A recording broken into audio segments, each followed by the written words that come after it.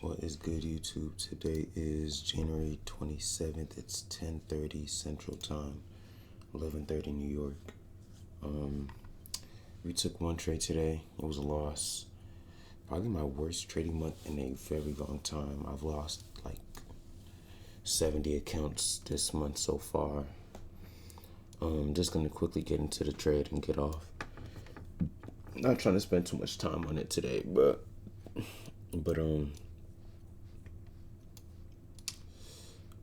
there's a lot to talk about. Not that much to talk about, but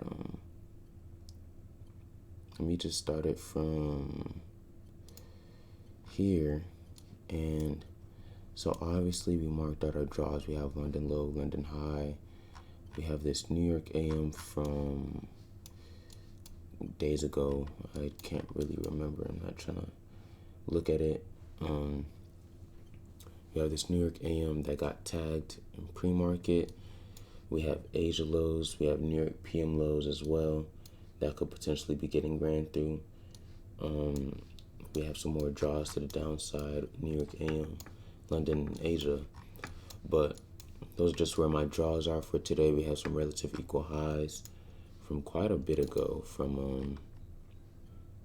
where would that be? From like December to December 11. So there are draws both ways for us to attack coming into today, but just watching, we do have a 1 hour, 4 hour bullish gap that gets tagged into today. At market open, as you can see right here, we see that market perfectly tags into it, and we see a strong rejection and reaction out of it. But we did end up leaving Asia lows, which is a common thing that we've seen trading the markets in this month. And right here, you potentially have your first play of the day, which is taking along off this bearish inversion after we've tagged into this 1 hour. Obviously, we did sweep Asia. We did not sweep Asia, so that is the reason I did not take this trade. There have been times where I've tried to take the first inversion, and we'll see price come down. It creates the inversion. It gives you a pump fake, and then we'll come take out these draws lower. So I really didn't like this, to take this. I didn't want to take this long due to the fact that I've seen this play before. I usually like to wait for the first or the second gap to get inverse to really show us that there is a change in state and that we are showing and respecting the bullish or the order flow that we want to see. And so obviously you could have this play right here if you are taking this first inversion, and obviously you catch this whole move all the way up here, but that's just not how I trade. But I do like this second inversion that we have right here, and this is the play that I should have taken today. I did not take it. I would have been targeting these relative equals up here. The reason I like this one more is that we have now fully shown a V-shaped recovery.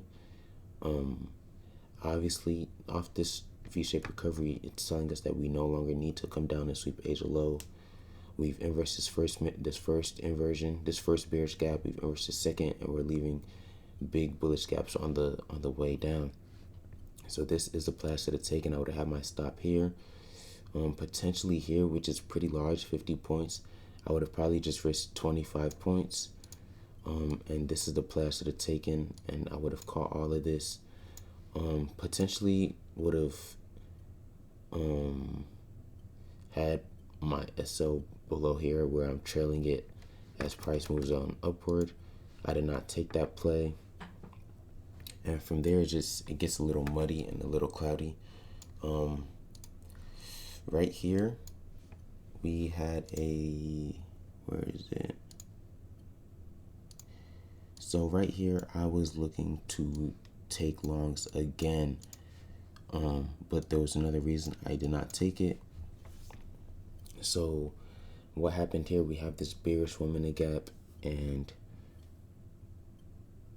right here, when we look at this woman in bearish gap, we see that we do inverse it or no, okay, we create the bearish gap, we do inverse it to the upside, and we then create this bullish gap. But we see that right here, since this is so premium, even though we see that this 1 minute bullish gap is being respected and is being held, I'm skeptical to take this because I've also seen a play where this shows that the market is showing signs of weakness. The bulls are not in control anymore. We see that it's pretty stagnant. We did end up holding above this bearish inverse. We are holding this 1 minute gap. If I was to take this long, as I was looking at it, I would have taken it right here. So it would have been a pretty deep dig, but it would have profited.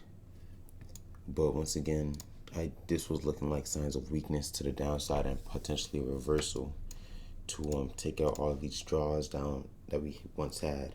So I didn't really feel comfortable taking it long all the way up here. Now right here, okay, this is the play I did take, and we see, let me delete this right here, and we see price creates this 5 minute bullish gap. And now that we've recognized that we are in bullish order flow, once again, this is still premium, and we're probably looking to target these relative equals that we have up here in this New York PMI at 119, 120ish range. So we create this 5 minute bullish gap, and the reason I take this short is because even though we do come tag this 5 minute gap, I did want to see, as we could see, this 1 minute bearish gap was respected heavily. It tagged it perfectly, and it was showing signs of rejection coming out of it. And so I take my trade off of that break that we can see, as we can see prices coming out of this 1 minute bearish gap. It is a high resistance counter trend trade, but it was worth the stab. It was a 20-point stop that we have right here, and we obviously see that price fails to